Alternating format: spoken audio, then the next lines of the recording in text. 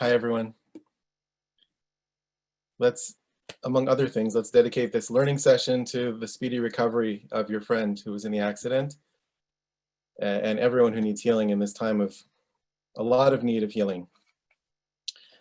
So I want to begin this session, the final session in our series on Elie Wiesel's life and legacy. We're going to focus on his legacy today, his message for today, by telling you a story. And it's a story that took place about a year ago to my son. My son was studying in Israel on a program, the Alexander Muss High School program in Israel, very wonderful semester program, and they take trips to Eastern Europe, to Poland, and they bring these teenagers as a group to the centers of Jewish life before the war and to some of the camps, and they really encounter the legacy of the Holocaust, but also the legacy of pre-war Jewish life. My son, Rafi, had a good friend on the program named Mason. They traveled to Poland together with a group. They were visiting Poland, they were visiting Krakow and Warsaw, and they were learning about the experience of the Jewish communities, the diversity of the Jewish communities, some of the songs of the Jewish communities before the war. And really, they were learning about this lost world that we all need to learn more about and connect ourselves to. But on one day of this 10-day journey, Mason, my son's friend Mason, mysteriously disappeared with one of the counselors for the day. And he came back at the end of the day, and he wouldn't tell anyone where he had been. But he told my son because they were best friends, or because my son nudged him a lot, and he broke down and told my son. And this is what he told my son, Rafi. Mason said, you know, my great-grandparents and my grandparents went through the Holocaust. My grandparents were married about 6 weeks before the deportation. And they arrived at Auschwitz as a newlywed couple. And every day, whenever he could, my grandfather would go to the fence dividing the men's side and the women's side of the camp. And he would meet my grandmother there if they could both get away. And he would bring a scrap of bread that he had saved or an extra potato for her. And this went on for some weeks in the camps. Whenever they could sneak away between work shifts, they would meet for just a few precious moments. And this went on until, Mason continued, my grandmother was transferred from the women's camp at Auschwitz to a rabbit farm on the outskirts of Auschwitz. The Nazis had a rabbit farm on the outskirts of Auschwitz. They were experimenting with rabbits and cures for typhus. The Nazis were dealing with typhus in the camps. They wanted to preserve the lives of the prisoners who could work so they could prolong the agony of the prisoners and get more work out of them. And of course, for the Nazi troops to have some sort of cure or vaccine against typhus. And Mason said my grandmother was sent to work on this rabbit farm. And the rabbit farm at Auschwitz was run by a Polish man who noticed right away that the Jewish prisoners, the Jewish slave laborers, were receiving poorer quality food than the rabbits were. So he started to sneak in food for the Jews, for the Jewish slave laborers, the inmates. And he was caught and he was beaten by the Nazis. And this happened several times. He kept sneaking in food for the Jews. And then Mason continued. He told my son Rafi, he said, my grandmother cut her arm on a piece of barbed wire. It was a rusty piece of wire. She cut her arm open and the cut became infected. And the infection wasn't serious if you had antibiotics. But of course, if you were a Jew in that time and place, there was no way you were going to get antibiotics. And my grandmother became mortally ill. So what did this Polish man who was running the rabbit farm, managing the rabbit farm, do? He cut his own arm open on a piece of metal, and he held his wound to her wound so that he would get the same infection that she had. And his arm became infected.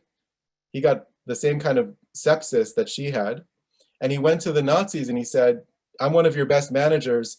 I need medicine. If I die, you're going to lose a lot of productivity. They gave him antibiotics. He shared the antibiotics with her and saved her life. So my son asked Mason, so that's an amazing story. Where did you go when you disappeared today? Mason said, I went to see the Polish man. He's still alive. He's living on the outskirts of Warsaw. I went to see him, and I went to thank him for my life. I thanked him for my life. Now, this story, the postscript of this story took place just a year ago, in our own time. The encounter between the grandson who exists because of this Polish man's righteousness, because he couldn't look away from someone suffering, and because he was willing to share someone else's wound when no one else was, in the face of tremendous pressure to look the other way, or to treat a Jewish prisoner as less valuable, less precious, less important than a rabbit.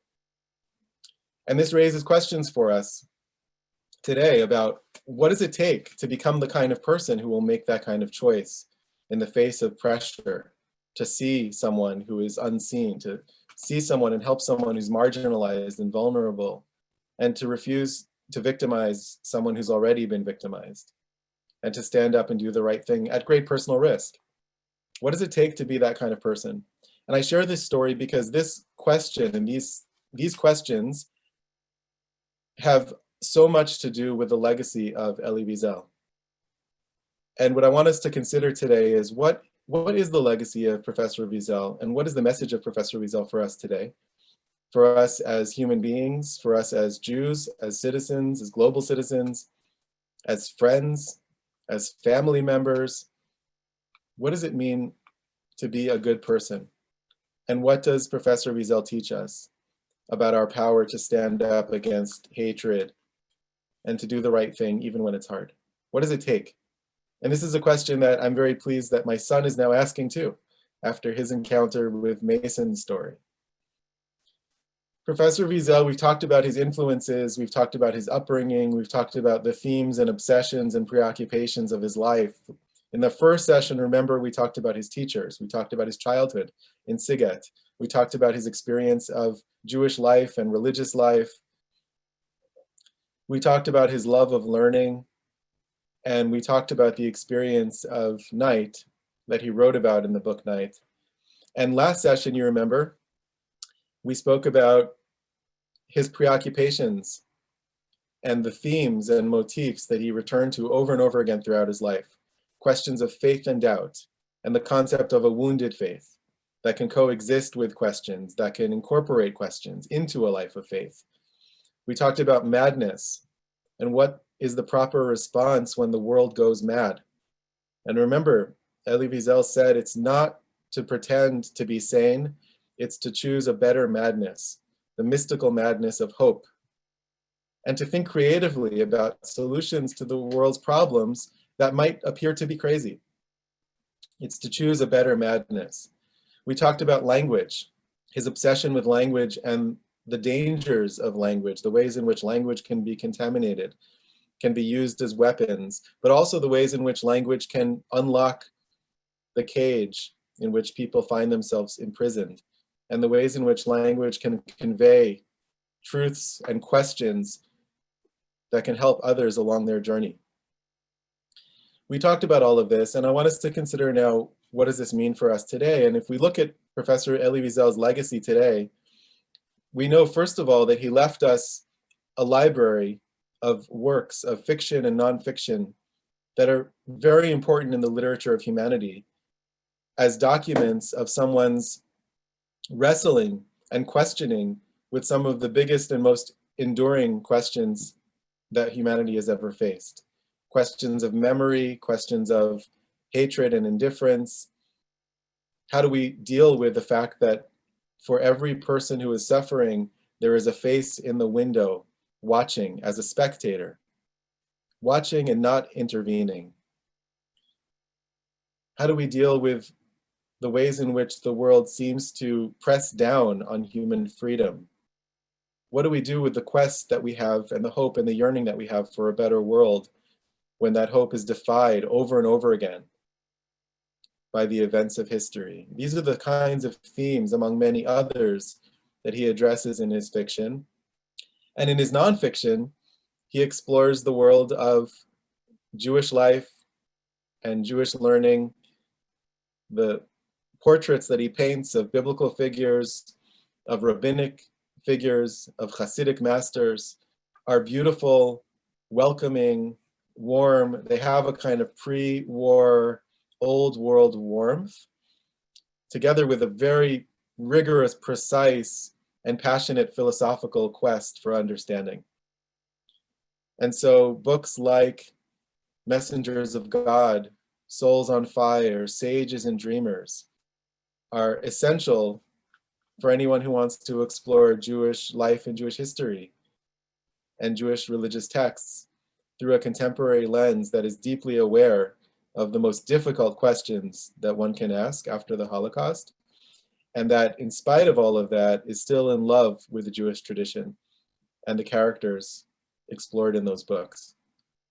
And the novels like Gates of the Forest, and the plays like The Trial of God that we've spoken about here and in one of the other sessions, give us a kind of spotlighted series of questions, philosophical, existential, moral questions. More than anything else, they are moral questions explored in these different books. And those books are available to us, thankfully, in the English language. A bit later, we'll hear about another language where the books are becoming more available through the efforts of Reinhold. But the books are available to us, and one of our jobs as students of Elie Wiesel is to return again and again to those books. And I just want to highlight that there are also new books appearing. And I want to just share one with you. I've mentioned this before, I think, in one of the other sessions, but Professor Wiesel's son, Elisha, found a manuscript of this story. It's sort of a prose poem called Tale of a Nigun, Tale of a Wordless Melody. And he had it published and illustrated. And this is the book. I just got it in the mail, and it's very, very beautiful, and it's a very powerful story of Jewish suffering and responses to Jewish suffering, a variety of responses from many great masters that Professor Wiesel is imagining responding to a life and death challenge facing a Jewish community. So there will be new books, and there will be publication of new lectures of Professor Wiesel, and that is really the written canon of Professor Wiesel's works, which are a tremendous gift to all of us. But beyond the writing, we know that Elie Wiesel left us a legacy as an activist and as a voice of memory, because remember that he always said that memory was his ultimate preoccupation, and his ultimate goal was to instill memory in others. And when he talked about memory, he was talking about memory of the Holocaust. And he was talking about more than that. Now, it has to be said today, January 24th, 2021, that memory of the Holocaust is more important than ever. And it's an endangered species right now. You may have seen, I think we've mentioned, and you may have seen yourself, the various surveys recently by the Claims Conference and others by the ADL and others in the UK. And in Europe. In America, a Claims Conference survey a year and a half ago showed that 23% of millennials could not define the word Holocaust. And 66% couldn't identify the name Auschwitz.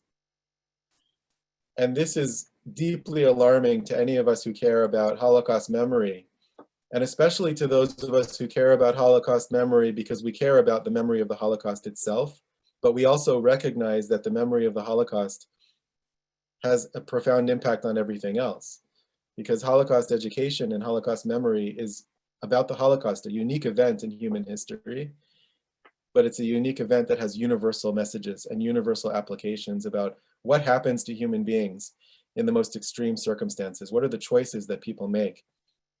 Like the man who saved Mason's grandmother. What are the choices people make under the most extreme circumstances to participate in evil, to reject evil, to find the moral courage and fortitude to stand up against indifference, to speak up when no one else is speaking up. And these are issues that are perennial, they're universal, they're enduring. We are facing them again right now in so many ways. And those questions haven't gone away. And so memory of the Holocaust is critically important. It's important for us today, and we have a lot of work to do there.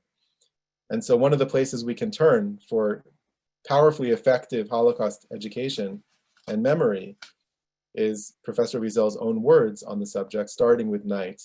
Now, night, of course, is taught in many, many high schools and middle schools across the globe, not only in this country. And so as I travel pre-COVID and now as I Zoom travel, I meet a lot of young people whose exposure to the Holocaust and is through Elie Wiesel's Night. And that's a very powerful text to begin with. But it's also important for people to know the other works. Where did he go next? What did he explore next in his fiction and his nonfiction? And there are many people, unfortunately, who have never read Night and who don't really know what the Holocaust is or what it might mean and how it challenges and defies all of our ideological certainties. So Holocaust memory is very important, and Professor Wiesel was so committed to that. But when he talked about memory, he didn't just mean memory of the past and memory of facts and information about the Holocaust, even though that's critically important. He meant something else. By memory, he also meant cultivating a deep sense of empathy with the stories of the past, and particularly with moral stories, stories that deal with moral issues and questions, that show us the behavior of moral exemplars, heroes and heroines, and villains, and those who were indifferent bystanders who chose not to make a choice, which of course is also a moral choice. And when we encounter those stories with great depth, when I heard the story from my son about Mason's grandmother, something was changed in me. Something in my mind changed slightly. Something in my heart changed slightly. And something in my nervous system changed. And memory for Professor Wiesel meant the kind of powerful empathic encounter with a story that changes you, the kind of story that you carry around for the rest of your life. And maybe a person, the memory of a person who is now sitting on your shoulder, reminding you not to look away from someone suffering, not to ignore someone who's hungry or who needs help, but to stand up and help, and to do the hard thing, and to do the giving thing, to be kind and generous and courageous. That can change people's lives, and that can change people's behavior. A story can change people's behavior, and that's part of what Professor Wiesel meant by memory. And I think part of his legacy is for us to consider, and I ask people this question all the time, who's sitting on your shoulder? Who do you carry around? Who's a teacher or a parent or grandparent or mentor who inspires you to be more courageous and reminds you to be kind even when it's difficult, who helps you to not give up hope when you feel like giving up hope? And in this moment of a pandemic and many other social and political challenges that we're facing in this country and globally, those questions really matter, because when I look at young people in particular, I want to know that they have someone who's inspiring them to do better, to stand up for what's right, to extend themselves a little bit in the direction of kindness. And in order to do that, we need to tell stories. One quick suggestion before we move on.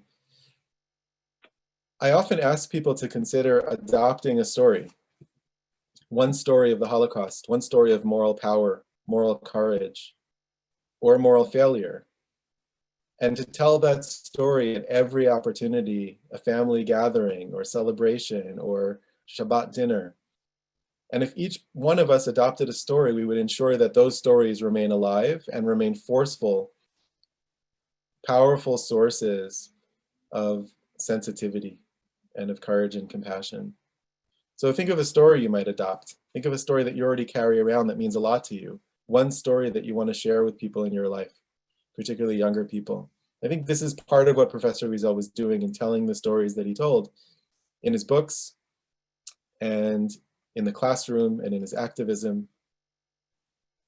And all of this is relevant, of course, to the largest issues, the global questions that we face. But one of the legacies of Professor Wiesel, something that I know is very important to Elisha, to his son, and that Elisha talks about a lot, and all those of us who knew Professor Wiesel saw often, was the ways in which being a courageous or compassionate or kind person, in the life of Professor Wiesel, it appeared in big ways. He was a voice of conscience. He was a voice of responsibility of humanity at the largest global scales. He was talking to presidents, prime ministers. He was speaking at the United Nations about how to prevent genocide and how to name things correctly. because often governmental bodies refuse to name things what they truly are. So they will call a genocide a civil war, which happened in the first few years of the genocide in Darfur, for example, in the 2000s. The Sudanese government was calling it a civil war. And that slows down the international response to such events. So Professor Wiesel was out there shouting about this and persuaded the United States State Department first, and then the United Nations to actually call what was happening in Darfur a genocide. But he was also functioning with this lens of compassion, kindness, justice, courage at the smallest scales as well. And it wasn't just about large global issues. It was also about making sure that you're expressing the values that you care about in the smallest ways. So as I've traveled the country talking about Professor Wiesel, people will approach me, and some of you have approached me with stories of your encounters with him that are small things. The person who picked him up at the airport, and you remember, I think I told you this story, the person who picked him up at the airport and came around to the back of the car to open the back door for him, like a chauffeur. And Professor Wiesel said, "Are you picking up anyone else? I'll sit in front with you." Just that simple act of dignifying someone with presence and with listening. And they drove and had a great conversation in the front of the car. And the person who told me this story was so moved by this and so surprised. It's a small thing, but paying attention to who's left out or who might be overlooked as you're going to the important meeting with the president or the head of a company, the driver or the person who's asking for change on the street on the way to the important meeting. One of the legacies of Professor Wiesel is the art of seeing people in every moment, and bringing the same values to the larger scales of our lives as we do to the smaller scales of our lives. So I mentioned Professor Wiesel's writings. Of course, he was also a teacher and an activist, and we'll talk more about his teaching a little bit later, but as an activist, Professor Wiesel changed the conversation globally and internationally about some very important things. And these are all on record. So you can look into these examples of his intervention, his inspirational message to President Clinton about Yugoslavia in 1993, which I mentioned in the first session briefly. At the opening of the Holocaust Museum, when Professor Wiesel had prepared remarks, but it started pouring rain, and his notes were ruined. He couldn't read from his notes, and so he spoke extemporaneously. Do you remember this? He spoke from the heart. And he said, "Mr. President," because President Clinton was there, sitting behind him on the dais, "Mr. President, I cannot sleep for what I have seen in Yugoslavia." He had just returned from a fact-finding mission. He was in Sarajevo. There's a famous photo of Professor Wiesel with a helmet and a flak jacket, because they were in a very dangerous area with snipers. He went there in person to see what was happening and to bear witness, came back and said, "I cannot sleep for what I have seen. We have to do something." And President Clinton changed United States policy on Yugoslavia and intervened. And Professor Wiesel saw this as a rare win in a lifetime of struggle for greater moral intervention in genocide prevention around the world. He thought it was a too rare win, but it saved many lives.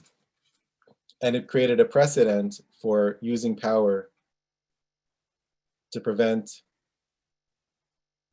or at least minimize suffering. But it wasn't just on behalf of people suffering around the world that Professor Wiesel was an activist. He, of course, was also an activist on behalf of the Jewish people, his own people. And I think one of the most important aspects of his legacy, something that we need to think about today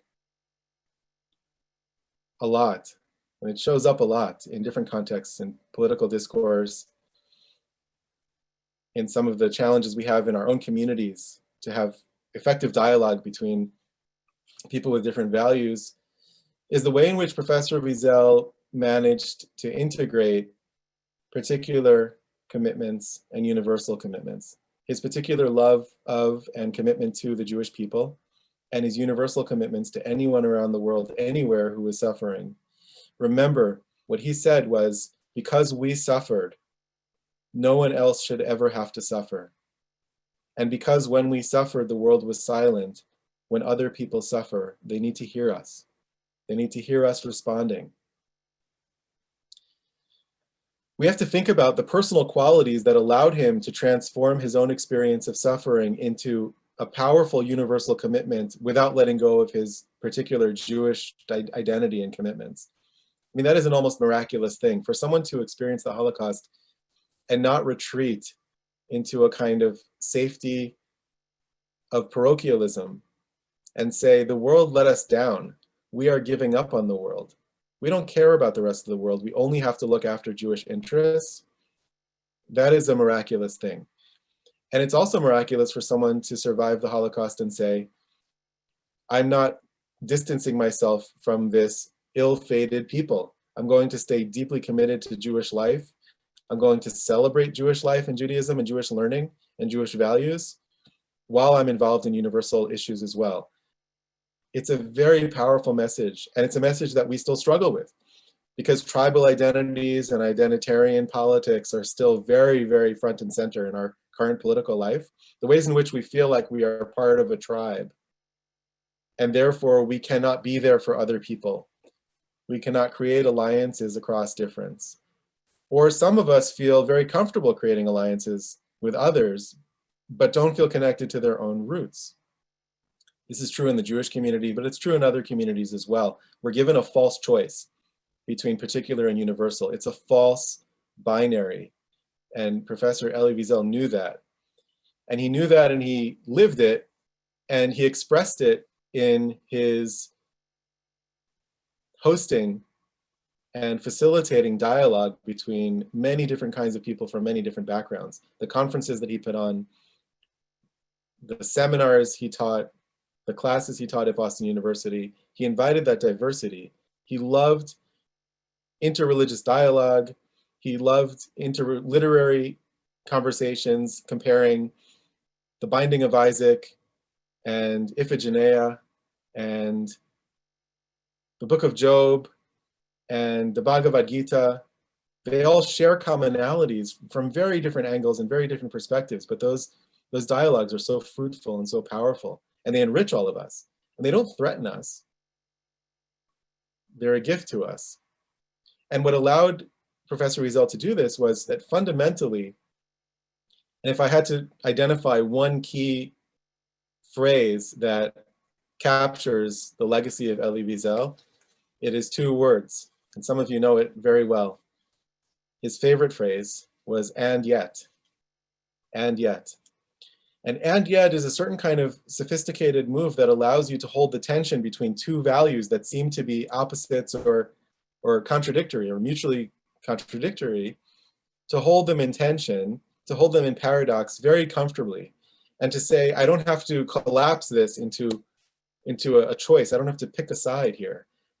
There are two sides here, particular and universal. They're both valuable. They're both precious. I'm going to hold on to both of them. But this approach of and yet applies to many other things as well. Professor Wiesel rejected complacency.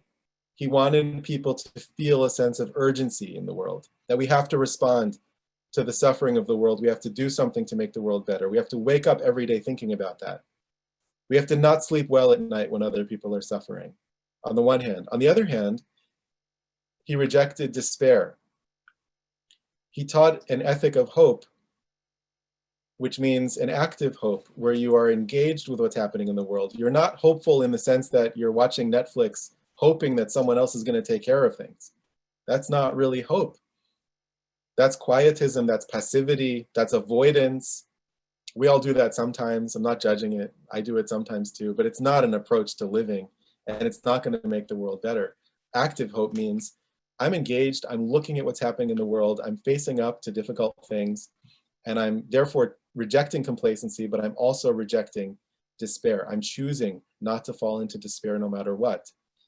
And hope in that sense is the first moral choice, because it's the choice that allows me to stay involved and make a difference. As soon as I fall into despair, I have now joined the masses of the indifferent.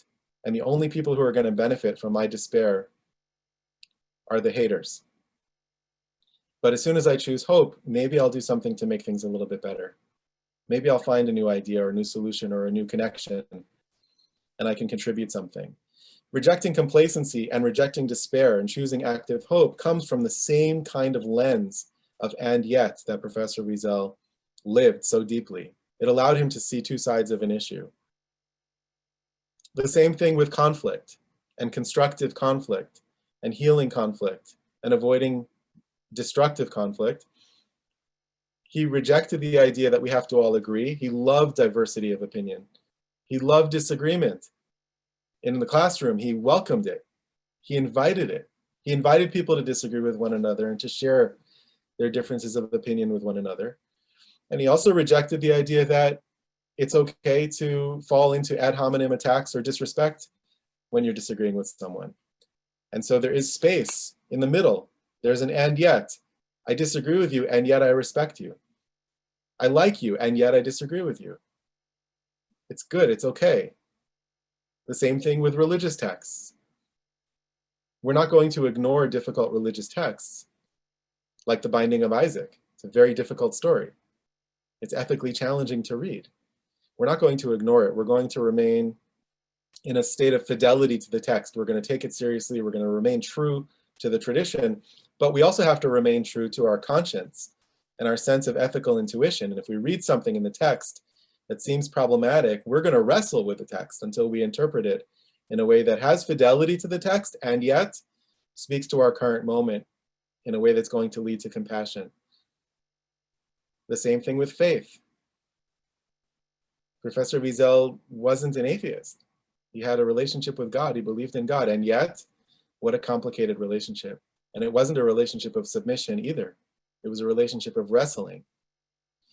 So the ability to hold these things in tension and develop creative responses to some of the greatest challenges of the human species after the Holocaust, in large part, I believe, came from this ability to and yet things, to turn and yet into a verb, to be comfortable in that place. And if you watch his lectures, which I'll talk about in another moment, you'll see that he uses the phrase very often when he's exploring biblical characters or rabbis or Hasidic masters. He's talking about their lives with a great sense of curiosity and openness, wrestling with the text, wrestling with the portraits, the conversation over the generations about those rabbis or biblical characters. And he develops an angle of approach, and then he'll say, and yet, and he'll turn to a completely different angle of approach, which allows him to reveal new aspects and new elements, new dimensions of the conversation without being attached to that first angle of approach. There's a certain flexibility in that I think is a big part of Professor Wiesel's legacy, and a certain kind of playfulness with very serious ideas. They're very serious, and yet you can play with them, you can be creative with them. And this connects to something else, one last and yet before we move on, that is personally very meaningful to me and is also difficult. It's homework that he gave me and that I think he gave all of us. And it's another and yet a tension between two opposing principles that are very important. So on the one hand, in the classroom in Boston University, he would sometimes say, there's an American word that I just don't understand. And the word is relax. I don't understand. How can people say relax? And how can people relax when there's so much urgent need in the world right now, so much calling for our attention, our intervention, our protest? How can we relax? But at the same time, once when I spent about an hour with Professor Wiesel in his office, and he was asking me about myself and my family and my career and all kinds of kind of grandfatherly questions in a very loving and giving way, giving me advice, offering help. At the end of that conversation, I said, Professor, is there anything I can do for you? And he said, just be. Just be. That is the hardest homework, to just be. You know, there are many, many meditative traditions that try to teach us how to just be. I'm still working on it. But the paradox is, how can we just be and not relax? In other words, stay involved, stay engaged, keep a sense of urgency in dealing with the problems and the challenges we're facing in the world, which are urgent and are happening right now. Right now, there are people going hungry. Right now, there are people suffering in genocidal situations. Right now. These aren't just words. And as Professor Wiesel said, all the words that have been written are worth less than one human life. This is real, and we have responsibility. We have to respond now. And at the same time, to just be, not to fall into a kind of insanity of urgency, not to fall into despair. This is a challenge, and this is an and yet that I consider homework. Two other points I want to make before we pause, and I'm going to invite Reinhold to say a few words about his meeting with Professor Wiesel, because it touches on several important points that we've seen already over the 3 sessions, and also to say briefly, Reinhold, what you're working on now with the big project you're working on with Professor Wiesel's legacy in Germany. There are 2 other things that are important to say, and specific legacies of Professor Wiesel. One is his family. And his family is a family affair, so I'm not going to talk about it much, just to say that one of the legacies of any great person is really how they treat their family and the values they instill in their family. And there are many great people who did amazing things in the world, but we hear later that they weren't the best in the context of their family dynamic. They weren't so present. This is not at all the case with Professor Wiesel. And his son and his grandchildren, his family, Mrs. Wiesel in so many ways, whose birthday is being celebrated this week at a big event on Wednesday night that I've mentioned before. We're going to resend the link Wednesday evening, 7 to 8 Eastern time, celebrating the 90th birthday of Marion Wiesel and her legacy. The family is carrying on that legacy, and this is critically important because I've mentioned before that for many survivors, and for Elie Wiesel especially, it was not clear that he was going to have a family. He said, the world doesn't deserve Jewish children. And I spoke earlier in one of the sessions about how several of Professor Wiesel's teachers persuaded him, and ultimately it was Mrs. Wiesel who persuaded him to have a family and have a child, and to choose hope, and to choose the hope of having children and the investment in the future that that represents. Not a simple thing for a survivor, but the ultimate revenge of survivors was to have a family and to build communities. And the family is carrying on that legacy with great beauty and grace. And the last thing is, my own experience with Professor Wiesel was primarily in the context of his classroom at Boston University. And I think it's important to name that one of his legacies is the students that he has left around the world, who are a kind of living legacy of people who are applying his teachings and bringing new life to his teachings. I think many of you are in that category. And I include in this category those who followed Elie Wiesel's writings and allowed those writings to really impact them and change them over time at any age. Those who went to his lectures on a regular basis or went to hear him speak at BU or at the 92nd Street Y in New York or at Chapman University or elsewhere. If you followed him, if you spent time in his presence and you took in his words and the silences between his words, and if you were very lucky, the occasional songs that he sang, and those are now a part of you, then you have a responsibility too to bring new life to his teaching and his work, and to tell the stories that he told and to pass them along, and to apply his teachings in your own life, in your own way. And one of the exciting things in this moment, all of us who are with him miss him very much. One of the exciting things is that there are many of us who are doing work inspired by Professor Wiesel's life and legacy, and there's great diversity among us, among his students. And I'm including all of you in this us. There's a lot of diversity here, and there are a lot of expressions of work that people are doing with governmental policy, with journalism, with human rights activism, with creative work, with being an artist, with education. And of course, Professor Wiesel valued education as the noblest field of endeavor. So I want to pause here for Reinhold to share a little bit briefly, Reinhold, about your first encounter with Professor Wiesel, and also briefly about the work that you're doing now, so people can hear a little bit of the legacy and the application of those teachings in a very different context in contemporary Germany. So Ari, if you can shift from me to Reinhold and then come back when Reinhold's ready, that would be great.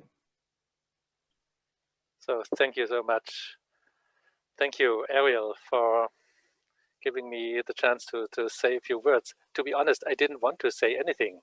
I just wanted to be a listener here in this event and listen to Ariel, my good friend, and learn from him and share the same passion.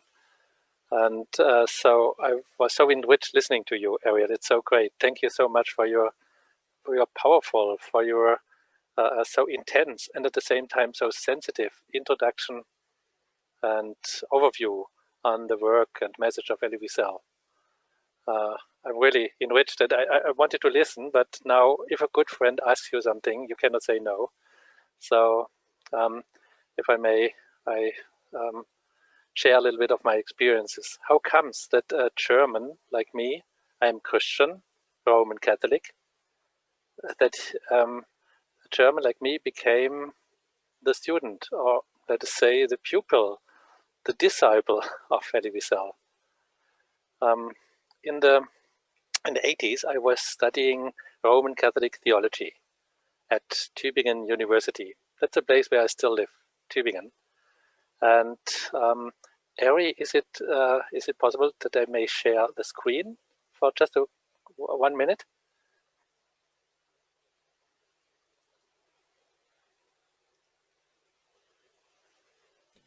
Yeah, I just allowed it, see if it works. Thank you, thank you. This is the little town where I live. Many of you have heard it because famous universities in this town, Tübingen. It's in the southwest corner of Germany, not far from the border to Switzerland and not far from the border to France. And I was studying here Roman Catholic theology, not to become a priest. I wanted to get married, and thank God I am. We have 3 wonderful daughters. I wanted to become pastoral care worker with young people, with adults, with elderly people in hospitals, in prisons, and so on. That's what I did. But when I was studying, we were talking really quite a lot about the legacy of that what happened here in this country for us, the young generation. Then I was young, yeah. And we were really discussing quite a lot, day and night, about the responsibility we have. So we were very much politicized and thinking about what do we have to do. And somebody, when we were discussing and had our dialogues, told me and said to me, read the book Night by Elie Wiesel. I don't know who it was, really. I never saw him again. It was some of the persons you meet, and then you you lose the trace of him. So I don't know who it was. He said to me, read the book Night by Elie Wiesel, and I did. And for me, it was such an experience. I was so moved. I was so touched. Sometimes I couldn't read more than 1 page a day. Sometimes I could hardly turn the pages. I was very moved by that what Wiesel says to us, the young German generation. And so I read the first book, Night by Elie Wiesel, then the second, then the 5th, then the 10th or 20th. And I was so much involved in his work and message that one day I said, I must get to meet him. And I packed my suitcase, went to Boston University, and knocked at the door. And behind the door, there was Martha Hauptmann, who is with us here in this group. And she is a wonderful person, and she is somebody who really brought us in connection. The students among themselves and us students together with Professor Wiesel. And she said, you want to talk to Professor Wiesel? Have a seat. And 5 minutes later, I was sitting with him. It was really by chance, it was coincidence. But as Elie Wiesel always says, he doesn't believe in coincidences. He believes in encounter. So he was there in Boston when I knocked at the door, and I was trembling when I was sitting next to him. And he said, what's your name? And then he said, Reinhold, it is good that you are here. Wow, can you imagine? I think my parents said this when I was young, but a professor? And then he said, as much as you will learn from me, I will learn from you. Wow, again, I was so confused. He will learn something from me. And so he said we will meet very often. And thanks to Martha, we did every week when he came to from New York to Boston. We were talking. After the second or third session, I tape recorded our talks. I had so many questions, and he very patiently answered and answered. And look at this. This was the person who is talking to you. Can you imagine? Yeah, now gray hairs. This was 32 years ago. I became a student. Very closely connected. We met very often in Boston, in New York, in France, when he came later in the coming years, when he came to Paris and gave lectures in Stockholm, in Oslo. This was in Oslo. Oops. During a conference, The Anatomy of Hate. And he adopted me like a disciple. I was so benefited by this, and at the same time so overwhelmed. This was my last meeting, 2014. You can see that he was already ill, but it was a very intense meeting together with my dear friend Daniel Kochmalnik. He's a Jewish scholar here in Germany at Potsdam University. And we had some calls then, but then in 2016, as you all know, he passed away. So my passion is that we here in Germany, we can do this. This is my dream. It's not reality. This is just, it's a dream that we can edit his work. Because Elie, you were asking me last time, how is he read in Germany? He is read, yes. Knight is taught and read in schools, thank God, but not in all schools and not with all school classes. Not known by every teacher. So our concern is to save and safeguard his work and to republish it, all the books that he has published. Some know that he has written Knight. Okay, that's good, but all the other works, you can see here, we would like to publish and are starting with it, the autobiographical writings, the novels and dramas, the biblical, Talmudic, Hasidic writings, and his essays. And we are creating instruction material. So it's a little bit of that what I would like to give him back for all that what I got from him. And on the international level, thank God, and thank to Ariel, who has founded the Witness Institute. We are working closely together.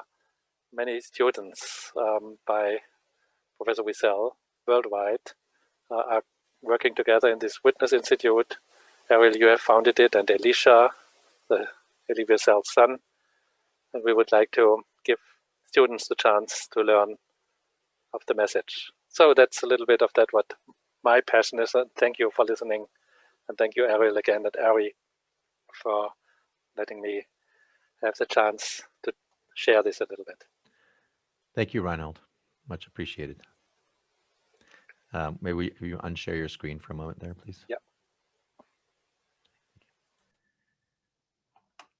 Okay. So Ariel, should we ask some questions now?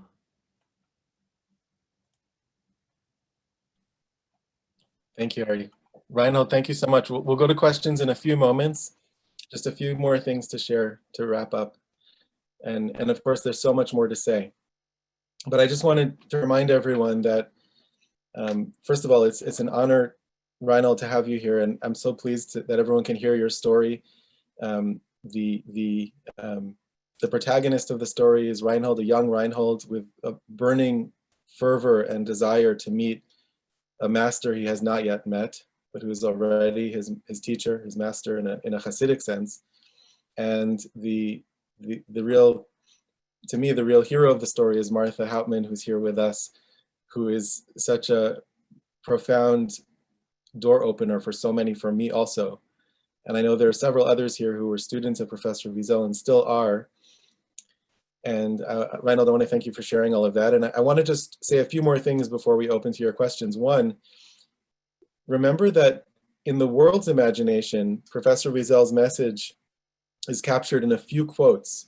And on the one hand, this is a relatively thin understanding of his message and his legacy. It's one slice, one small piece, but it's also an essential element. And one of the quotes that's often repeated is, "The opposite of love is not hate, it's indifference. The opposite of art is not ugliness, it's indifference. The opposite of faith is not heresy, it's indifference. And the opposite of life is not death, it's indifference." And more than anything else, perhaps, Professor Wiesel's legacy is about fighting indifference and the responsibility that we have to raise our voices. And even when we can't make a practical difference, or we think we can't, we have a responsibility to protest, to at least speak up. And that neutrality never helps the victim. It always helps the oppressor. And that our lives no longer belong to us alone. They belong to all those who need us desperately. And if we could really hold this, if we could hold this somehow in our minds at all times, the world would look very different. And I want to briefly share, Ari, if I can screen share, I want to share a very brief clip of Professor Wiesel, because how can we talk about his legacy without hearing his voice? He's talking here in an interview about his legacy, and it's not the greatest quality video. I apologize for that, but I think you'll be able to hear it. I'm going to make it full screen. Here we go. You ended up with the Nobel Peace Prize, talking of awards, in 1986. When the Norwegian Nobel Committee gave you that, they said it's because you were a messenger to mankind. What do you believe that message to be? Oh, you know, I fought indifference. I mean, I really think that's what they meant. But, I believe indifference to evil is tantamount to evil. Evil is possible only because of those who are indifferent to it. And when evil gets power, one surely has no right to be indifferent. This is my work as a teacher or as a writer or as a human rights activist, to sensitize the other. A person who is not sensitive to the other person's pain or joy, something is wrong with that person. I think that is probably what I want to give of myself. The fight against indifference takes many forms. And I want to end with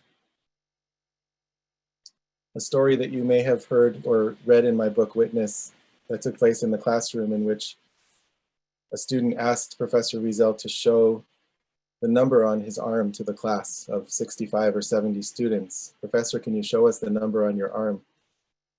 And Professor Wiesel took off his jacket and rolled up his sleeve and showed the number on his arm to a classroom full of students, mostly young students, without a word. And then he rolled his sleeve down again and put on his jacket and said, "Next question." And those of us who knew him know that he was not eager to share that with people. He was shy and guarded in some sense around that, but he shared it. And he shared it because of something that he often said. And when we think of the legacy of Elie Wiesel, this is at the center of it: the power of memory, the celebration of learning, and this phrase, "listening to a witness makes you a witness." Memory is the moral element, the moral ingredient in life and in education, and it's transmittable. It's not a magical thing that appears from time to time in some moral hero or heroine who changes the course of history. It's something that we can learn. It's something that we can share. It's something that we can teach. It's something that we can celebrate and cultivate in ourselves. It doesn't have to be perfect. It doesn't have to be complete, but it's a fundamental commitment to learning and engaging. And Professor Wiesel loved learning, and he celebrated learning, and in spite of all of his experiences, he was able to celebrate. I'm going to share one more quick thing that's just for the visual, because the sound quality is not great, but it's fine. Just look at Professor Elie Wiesel in this moment of celebration. This is not a public video, but someone captured it and sent it to me at a moment when he took his class to a Hasidic celebration, drawing on his childhood, drawing on his grandfather, his old world experiences of joy and celebration, and sharing that with his students. Just look at him.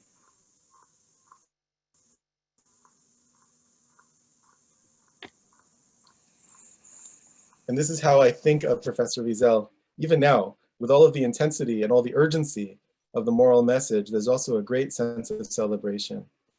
And I want to end, before we go to your questions, by just reminding you, as Reinhold said, that together with Professor Wiesel's son, Elisha, I've created the Witness Institute, which is really designed to study Professor Wiesel's life and legacy and the important themes and methods to which he returned again and again, in a very nurturing and supportive environment with young leaders who can influence their communities and their fields to become morally empowered people, to become compassionate, to become courageous through their participation in our Witness Fellowship.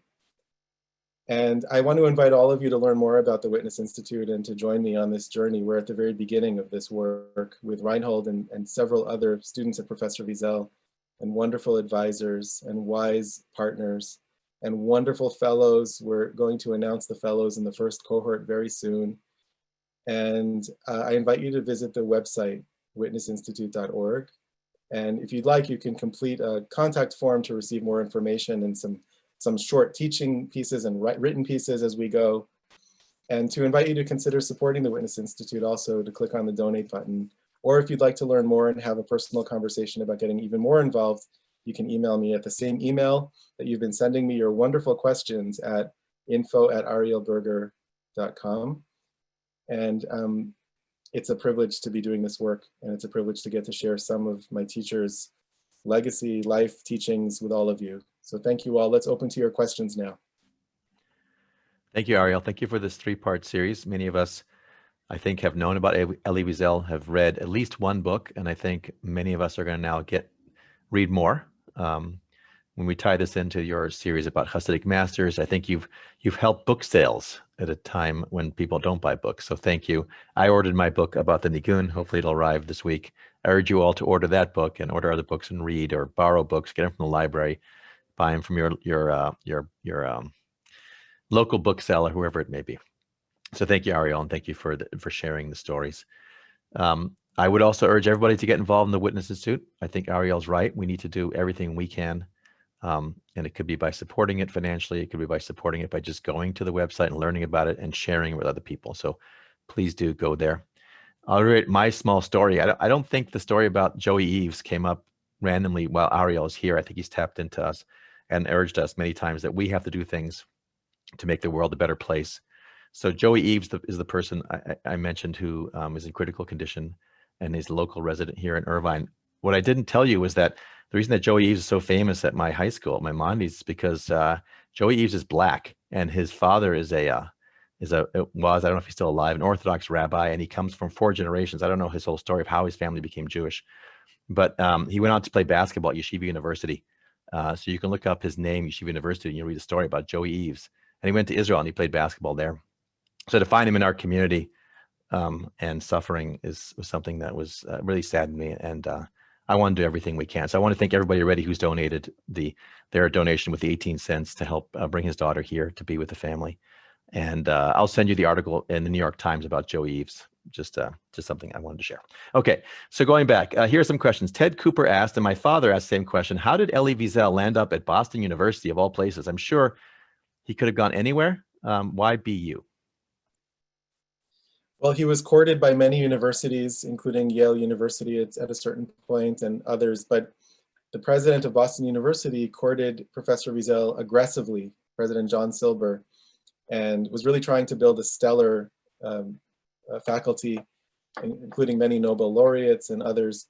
And he offered Professor Wiesel carte blanche to teach, which is what he wanted to do, to focus on his teaching and to teach whatever he wanted. And so for 40 years, he taught a series of courses, all titled Literature of Memory, that were interdisciplinary courses. something that no one else really was doing in any other university anywhere in quite the same way, drawing on his experiences of studying at the Sorbonne, his studies in multiple disciplines, but also drawing on his Jewish background of deep and precise and careful text reading. And it was a very creative model for education anywhere, and certainly in a university. And that was the place where he had the room, and not only the room and where it was tolerated, but where it was really truly embraced by President John Silber, who was himself a scholar of philosophy and Kant in particular, where Professor Wiesel felt he could really develop that with creative freedom. And creative freedom to a creative person is more important than almost any other factor. Remember, Professor Wiesel commuted from New York to Boston every week. That was how dedicated he was to his teaching at Boston University. Question, there are two questions that I had. One's a local, one's an international, and I think it may affect a lot of people. So on a local level, what did Elie Wiesel have to say about the Holocaust Museum that was established on the Mall in DC? I think that, I mean, I don't know if he was involved in it. I assume he was, but it has a certain perspective on the Holocaust with regard to America and so on. And I think some people are challenged by that maybe, but I just want to know in general, what did he have to say about the Holocaust Museum? Well, he was deeply involved. He was asked by President Carter to chair the President's Commission on the Holocaust in the late 70s, which led to the creation of the Holocaust Commission, which led to the creation of the museum. And you can find out a lot more by reading Professor Wiesel's memoir, the first volume of his memoir, All Rivers Run to the Sea, where he talks about that process. And you can also see it's with some searching in the archive. There's an archive of Professor Wiesel's writings at Boston University. You can find, and it's searchable, you can find some letters and some communications around that commission. There's a lot to share there. The two things I'll highlight are, number one, he was deeply involved in the conversation about the fundamental purpose of the museum, the mission statement, the vision of the museum in Washington. And he insisted that it not just be a museum, but that it be a living educational center. Because he said any solution to the world's problems that doesn't include education as its key ingredient is not going to succeed in a sustainable way. You have to have education. So it can't just be a museum looking backward and telling the story in a backward historical way. Although history, of course, is important, it has to be forward-looking, forward-facing, educational, and it has to invite students of all ages in, including students in schools, but also including the entering classes of various military academies or police academies and things like that, who also have become deeply involved on a regular basis of visiting the museum to learn what does it mean to have power and how to exercise power as a police officer or National Guards person or military person in a responsible, ethical way. That was one of the deep influences of Professor Wiesel in the creation of the museum, among many. And the other was, of course, the conversation about whether the museum should focus only on the experience of the Jews during the Holocaust or all the victims. And Professor Wiesel did something very difficult, again, drawing on the and yet kind of approach, because there were many people who argued that the museum should give equal space or time to other victims, the Roma and other victims of the Nazis. And Professor Wiesel insisted that the Jewish experience of the Holocaust is unique. And as he's put it then, and many times after, not all victims were Jews, but all Jews were victims. Jews were targeted for total and utter destruction. Every man, woman, and child was meant to be a victim, was meant to be destroyed. And Judaism itself was meant to be destroyed and left as a remnant in a museum in Prague that the Nazis were creating, the Museum of the Jewish People. That didn't apply to any other culture or group. So the Nazis had other victims, but nowhere did they apply all the mechanisms and all the strengths of the entire state to the service, in the service of the destruction of a people. And you see this at the end of the war when Hitler diverted resources from the Eastern Front, where the Nazis were losing against the Soviet Union, to the West, where they could kill more Jews. And this is a famous thing. You see where the priorities were. And so Professor Wiesel insisted that the Holocaust is unique. It's a particular event. It's a Jewish event. It has Jewish meaning and memory that's unique. And yet the lessons of the Holocaust are universal, and therefore there has to be a committee at the museum that's looking at contemporary genocides. and issuing statements about what's happening in Yugoslavia or Rwanda or Darfur, as the museum has done and continues to do. That's very different than the approach of some of the other peoples around that table, the commission table, who wanted to choose. It's either going to be only a Jewish story and we're not going to deal with anything beyond the Jewish community, or it's a universal story and we're going to talk about 11 million victims. Some of them were Jews, but 11 million victims in a way that that really suppresses the uniqueness of the Jewish story and the experience of the Holocaust and the definition of the Holocaust. So that attempt to hold the tension between particular and universal was ultimately successful, and it's a model for other museums around the country and elsewhere who have the same conversations about how to relate to other victims. And the museum is a successful model of that, in my opinion, and has really influenced a lot of those conversations. There's still, as I said, a lot of work to do on balancing or managing or negotiating or holding together universal and particular commitments and values. We're not done with that yet. That conversation is still very much alive in Holocaust education and in general. But that was Professor Wiesel's influence and a major impact he had on the creation of that museum. I dropped in the museum's website so you can all go there, register. I think at this time it'd be great if there's a way you can register to get information from them so people can put them back into our consciousness. I think we all need to do that. So I shared the site for you. And also when you guys go to DC next, when we can finally travel, it's definitely worth going and visiting and reading up before you go, because there are the questions that the issues that Ariel brought up were issues that were discussed and are still out there. But this is an incredible resource that we have in the United States, in DC. And it's a great place, important place to go visit. So here's an opposite question, and I see people have asked the big question, which we talked about before, and I think we'll get to. So Arnold Sugarman asks, who is the voice of conscience now? And I know you answered, we all are, and I think we understand that, but we also need people like Elie Wiesel. So who would be the voice of conscience? Can you give us some examples? But before we get there, this is a question that came up when CSP and CBI went to Lithuania and Poland in July 2019. When CSP puts out a trip these days, let's go to Israel, let's go to New York, we get 50, 80, 100 people that want to go. But when we say we want to go to Lithuania and Poland, people are they don't want to go. So I think it's very important to go. I think it ties into what you started off with, stories. I think we each need to go back and find out our family stories. So if we're from Eastern Europe or Central Europe, we need to at least research our family stories and find out the stories, because for many of us, my grandfather did not talk about Rakashek. My mom talked about it. And so that's how I knew a little bit about it. And I learned about when I went to go visit. But I think we need to go back to our family villages and our family towns and reconnect and understand our family history there. Because for many of us, we were there for hundreds of years. We spent way more time in Eastern Europe than we've spent in the United States, for most of us. My question to you is, did Elie Wiesel talk about going back? Did he ever go back, for example, to Siget? Did he ever talk about the importance of people going back, or was that too challenging given his direct connection to the Holocaust? Well, there's Elie Wiesel going back, and then there's the question of all of us going back in our own ways, on our own journeys to our ancestral homes or to our lineage homes, not in our families necessarily, but the Jewish centers that still impact our lives, the teachers of our teachers who lived in those places, the Hasidic masters who were buried in those places, the Lithuanian rabbis whose great academies were in those places.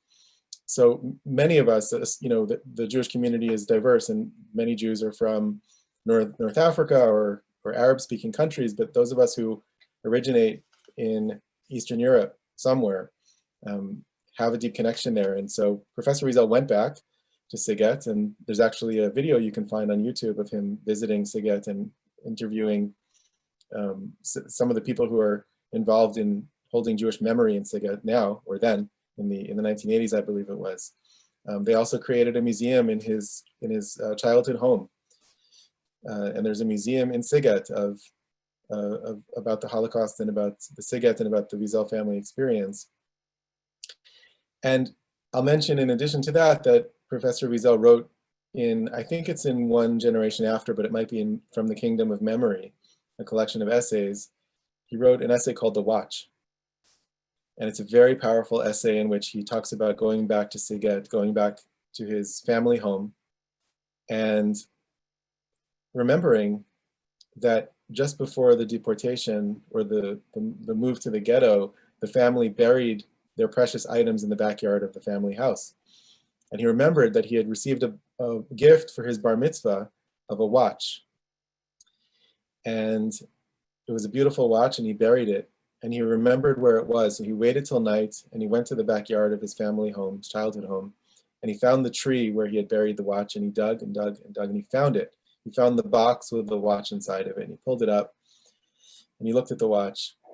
And then he writes that he returned the watch to the box and buried it again and left. So there's something very powerful, difficult to understand if we're not from that place. What does it mean to return? Can you return when all the Jews are gone? When all the homes that you grew up with, of your friends, where you went to play or study, are now owned by interlopers because the Jews disappeared, the Jews were disappeared actively from that place. Can you return? What is left? What memories are still there? And what do you want to take with you, or what do you want to leave behind? And the last thing I'll say is that it's important to note that Professor Wiesel woke up at 3 or 4 in the morning every day to write for several hours before anything else, before his day started getting busy with calls from governmental officials or students with questions or whatever it was. He would write. And at his desk where he wrote, he had a photograph of Siget, of his home in Siget. And that was what he sat before as he wrote all of his books and his essays, his books of fiction, his books of nonfiction. He was so deeply connected to that place, even though it was gone, and there was really no way to fully return. So there's a lot more to say. I encourage you to find that video. Ari, maybe we can find it and send it out to everyone, of Professor Wiesel visiting, and also the video of the opening of the museum in his childhood home, where Professor Wiesel wasn't there in person, but he speaks on video to them about the meaning of that place to him. Thank you. That's great. And a related note, so during the trip, we went to visit Auschwitz. I'd been to Auschwitz in the 80s. When I went, there was no one there. But when we went back in 2019, have you been there recently, Ariel? Have you ever been there? I've never been to Auschwitz. So obviously, I think it's an important place to go. I mean, people talked about, and Howard Drogotsky said that when Wiesel went with Oprah Winfrey, and I think that was a very powerful moment and a powerful trip. And I can't even imagine going back to Siget. There's a certain pain, but going back to Auschwitz, I would never ask anybody who was in Auschwitz to have to go back. But I do think it's important for us in the world to go to Auschwitz to see what's there. But here's the challenge, and I don't know if Elie Wiesel talked about either. He talked about his visit with Oprah or not, or his last visit. But when I went there, I couldn't. It was like, I don't know if anybody who went with our trip knows what I'm going to say right now. It was like, and I use this in a not. I know it's going to sound really strange, but it was a Disneyland. It was thousands of people there. It was incredible number of buses. When you get on there's a gift shop, which is strange enough, but when you go in there, there's tours going on. There's Japanese tours and tours in all different languages. And on one hand, I think it's great. On the other hand, it was a really bad taste in my mouth, because this is the place, the central place of suffering for Jews.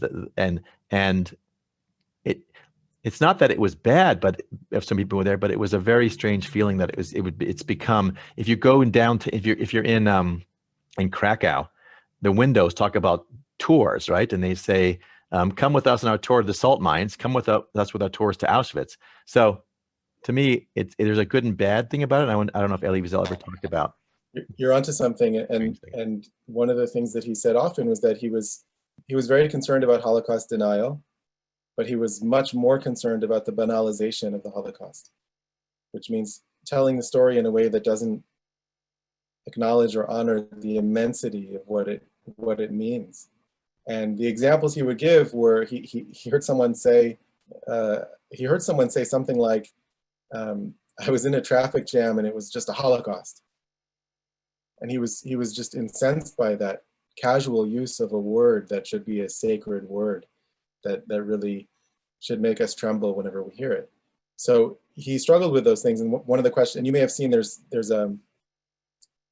an issue of people taking photographs, selfies at Auschwitz and other places that are completely inappropriate, right? You may have seen some of this, and there's an artist, I think a Polish artist, I'm not sure, who photoshopped the photos, the selfies of people, you know, in sort of fun poses or showing off their Gucci bags at the entrance to Auschwitz, and photoshopped them back into the photos of what was actually there during the Holocaust. And it's horrific, but it's a critique. It's a very powerful artist critique of that casual use of imagery and the sort of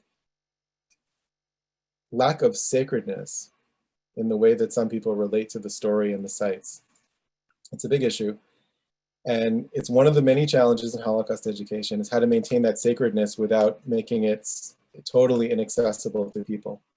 Because we want people to experience that. We want people to go, we want people to face the experience, but we want it to be done in the right way.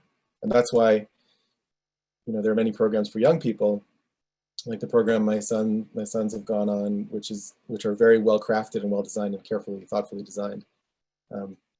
But it's definitely it's a difficult thing. And if you watch, you can see the video of his visit with Oprah to Auschwitz, and he talks about what was there, what was in that spot, what was in that spot, and what does he feel when he's back there. It's worth watching that. It's a relatively short video from 2012, something like that. So I know we've gone over, and but I want to continue with just a final few things, and I go back to well, people have asked of Reinhold, is he teaching anything with regard to Elie Wiesel or anything that would be of interest to our community, and if so, how can people access that? That was a question. I guess I would enlarge the question to say, can you give us a little bit more idea who the fellows are or have been already in the Institute? And are these people who we can follow? Because I assume if you chose them as fellows, they have something to say to the world. And how do we make what they have to say accessible to us and other people if they're teaching a course or have something, you know, some speech that they're giving or a session? So for the last 6 months, we gathered 20 activists and scholars and educators and some artists or museum curators to come together and really experiment with how to apply Professor Wiesel's teachings to the realm of moral education. And it was a really powerful experience for all of us. A lot of very powerful relationships were created. We got into very complex, difficult questions about courage, compassion, across a lot of political difference and diversity. How do we disagree well? How do we capture and harness the power of constructive conflict to deepen our thinking? Those of you who have been in the sessions on Tales of Conflict, we used a lot of that material actually in this experience. So I can tell you about those people. The fellows are being chosen as we speak. We had a meeting last week, we're finalizing this week, and we're going to announce the fellows. So very soon, I can tell you who the fellows are. If you sign up for the newsletter on the website, you can get an update. Well, we're going to be announcing it, and then you can follow some of those people. But I can give you broad strokes of the types of people we're working with, which goes to the question of moral leadership. I stand by my answer last time. I don't look for moral exemplars today. I really think about how every one of us can make more of a difference. And part of the reason is that there's a person who is morally asleep until something happens, and then suddenly they stand up and it's their moment. They see an opportunity to act with great courage and great compassion, and they make a difference. There's someone else who makes a difference that changes many lives through the encounter with one other person, and then we don't hear from them again, but they change the world in that moment. And I think we are in a place right now where, yes, we need large-scale moral leaders, but we also need to invest in people from lots of different backgrounds who can make a difference in their communities or in their fields of work or their disciplines. And that's really the work of the Witness Fellowship. So one person, I'm not going to say names because some of this is still confidential until probably next week. But one person who is going to be a fellow who's been involved in this group is an activist on behalf of minorities in the Middle East. Assyrians, Yazidi, Kurds in different countries in the Middle East, Iraq, Iran, elsewhere. There was a conflict just a month and a half ago. It's not totally over. 2 months ago in Armenia and with the Assyrian community. You may have read about it in the news. It wasn't widely covered, but it was somewhat covered because Turkey was involved and Moscow became involved. So one person in our orbit who's doing this work is so deeply involved there that when something happens, she just goes. in spite of the pandemic, she picks up and goes to Beirut or wherever in order to bear witness to what's happening and bring aid where she can. Someone else is not an international activist, but is a local activist working on racial justice in a city in the south of this country, southern United States, and is working to bring joy to the protests and brings music and dance to the protests to combine, here's a great and yet moment, to combine righteous indignation and joy and human connection so that police and protesters are dancing together, even while the protesters continue to protest. Someone else is working on helping children heal from trauma after they've been through war zones and conflict zones using humor and comedy. Someone else is an educator who's thinking about new effective models for Holocaust education for young people, and who believes that there has to be a connection between Holocaust education and the kind of activism that young adults in their 20s or 30s are doing out there in the world right now on behalf of social justice, racial justice, or against things like mass incarceration. Holocaust memory needs to play a role there, but those communities don't really speak to each other. Holocaust education shouldn't just be in a museum, it should be out in the streets. That's what one of these people is working on. Other people in this orbit are like Reinhold, students of Professor Wiesel who have spent years studying and teaching his work. And to answer the other question, Reinhold, I think, should teach for CSP and about Professor Wiesel and other related issues in theology and anti-Semitism. I think that there are people like that in our work because it's so important to draw on many voices of people who have spent time with Professor Wiesel and his teachings, who have incorporated it into their lives in very serious ways, and who can then share it with others. So, you know, there are other examples of the fellows, but I encourage you in about a week or so to tune in or stay tuned for an announcement or a newsletter from us that will tell you the details of who these people are. If you're interested in following them, many of them do have a very public presence on social media. There's a lot of political diversity here. We're not just looking for left or right. We want to have people from across the spectrum within the bounds of decency and dignity and openness to conversation with others who are different. And they're doing amazing, amazing work. And more importantly, I think they're going to do amazing things in the future with the support of one another, with the support of this community that's beginning to grow. Thank you. Last few questions. So Leonie wants to know what Elie Wiesel thought about Holocaust films like Life is Beautiful, she specifically points out, which I think is challenging given the nature of the film, but maybe other films. What do you think about the films? Did he have one that he thought was particularly bad, he didn't like, that was popular, or one that he particularly liked that he wanted people to see? And then Alita asked the question, what did Elie Wiesel say about people who would use the word Nazi or Hitler to refer to other people? Use it like in general speech. What did he say about that? Did he have anything to say about, you know, those kind of words? So my experience on the first question with Professor Wiesel was that he was skeptical of the ability of people to do Holocaust film well, and that mixing fact and fiction is dangerous because as soon as you have any fictionalized kind of story, and this has come up even more recently with young adult books or children's books about the Holocaust, you weaken the credibility and the historicity of the Holocaust. Remember, the Holocaust was the most well-recorded and tracked genocide in human history. The Nazis recorded everything. The most well-documented genocide or atrocity in human history is the Holocaust. So when you have a director who makes editorial decisions to change some of the facts, I don't even mean in a radical way. We've had fake Holocaust memoirs. That's a whole other issue. But even in an honest attempt to portray, but using fiction, a combination, a blend of fact and fiction, it becomes difficult and sometimes troubling because then the viewer says, well, this is fiction. Maybe there are other things that are fiction. So he felt it was very important to distinguish between fact and fiction in film, as well as in literature. And Ari, I'm sorry, remind me of the second question.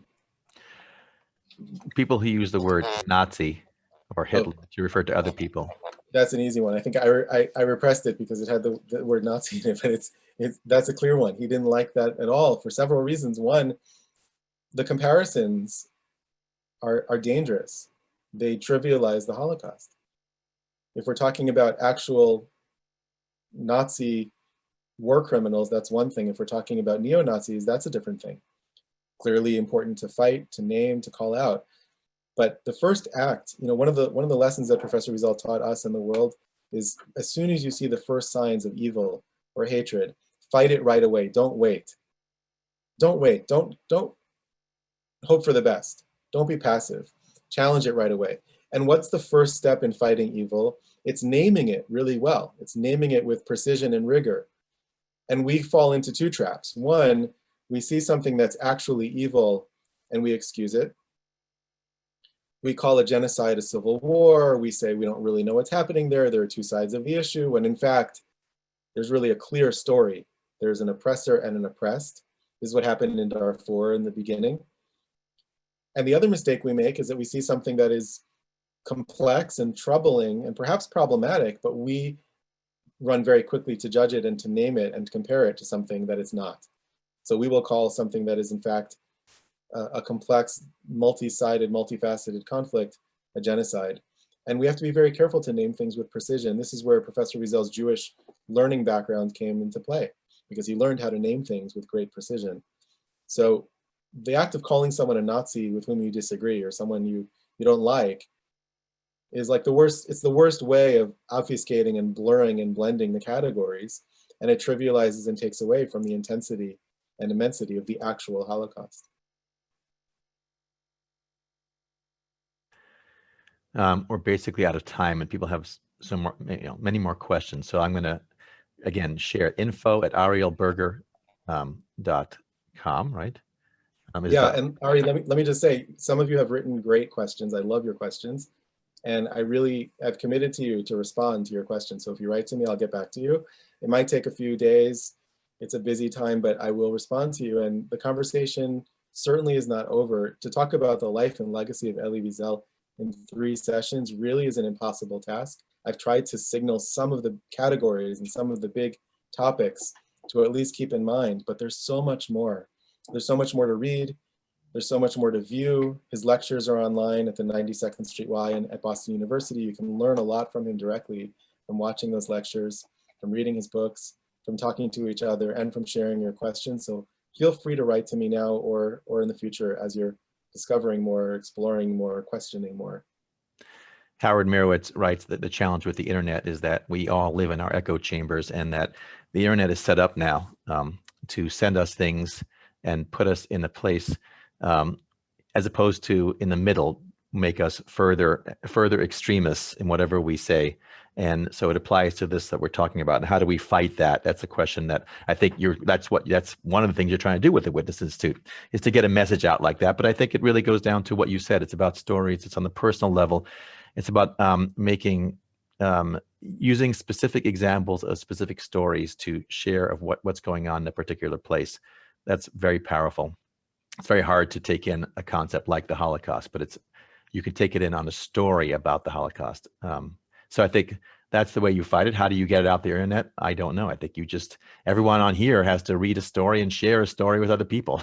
You can share with your group, and hopefully we have great educators that are doing this with the younger people, because they certainly need it. So I think we have to end now, but can you give us that we have a program for members coming up in just a few hours, 4 p.m. Pacific time, 7 p.m. East Coast time. Yiddish folk tales, a learning and art experience. It's a big shift, or maybe not that great a shift, but what should people expect at 4 p.m. the members who are coming back for our second program, our doubleheader today? Well, it's connected, but it is a shift. We're going to be exploring a story that is a very powerful story to me, that really brought me back into creating art after 5 years of a break from art making. I grew up making art all the time, drawing, painting, and I stopped when I was deeply involved in my Jewish studies in Israel and yeshiva. And I stopped, and I didn't really understand why until afterwards, when I discovered this story. So I'll be talking about that, what the story represents, and my conversations with Professor Wiesel about some of this may come up. And I'll be showing the story and my illustrations for the story. So it's a visual storytelling kind of event, a beautiful tale, illustrations I made that I was very passionate about and that opened the floodgates to making art and entering a life of creativity again. And along the way, Professor Wiesel very graciously came to my exhibit of some of these pieces of art in his copious spare time. It was an unbelievable thing that he said yes to come see the art. And I can talk a little bit about his responses to that and to this story as well, and to the collector of this story, Shimon Ansky, the author of the play, The Dybbuk. So thank you, everybody. Thank you for hanging out today with us. Thank you, Martha Hauptman, for being with us for this series and other programs with Ariel. It's a treat to have you with us. And thank you, Reinhold, if you're still here, for being with us from Tübingen, Germany. And we look forward to spending a little more time with you online, maybe in the future with CSP. I look forward to seeing many of you back here in just a few hours on Yiddish Folktales. This is Ariel's last week with us as our 1 month gone residents, but we have committed to bring Ariel here for a live session or series. So if you're in Orange County or Southern California, you can drop down and visit Ariel in person when he's here. And if you're not, we'll give you enough time so you can book your flights and come on a vacation. It's very beautiful here. We're in Southern California. The beaches are here. So we'll try to choose a nice time of year so you can come here and enjoy. And we'll get lots of volunteers to host you. So you don't have to pay for hotels. I'm telling you, we will take care of you here. Okay. With that, you can go watch the end of the football game. You can read a book. You can visit the Witness Institute, the Holocaust Museum. Lots to do, and it's good to take time and invest time wisely. So good to see you, Rosella.